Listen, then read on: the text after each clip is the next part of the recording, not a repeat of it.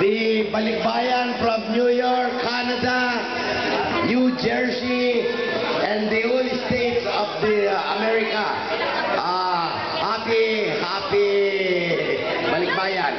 And now I'll give the microphone to our principal of the University of the Philippines, no other than Mrs. Aurora Cruz Zuniga. We'd like to welcome everyone.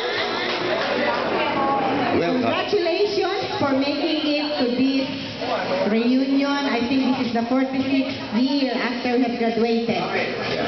Pa? Yes, of course.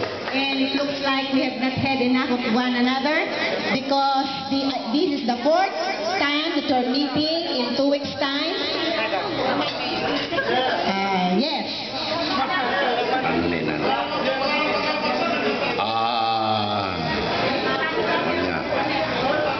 The first part of our program is an invocation to be led by Professor Connie Valerio of the Tarlac State University. Please come forward, madam. Please all rise and bow your head, close your eyes, and keep quiet. Let us bow our heads to feel God's presence. Heavenly Father, we praise you and we thank you for all the graces and blessings received. Bless each one of us, especially the working committees who have led this reunion. May this reunion or togetherness serves as a band of friendship. Empower us to be a community of love, growing in your likeness, so that we can serve others.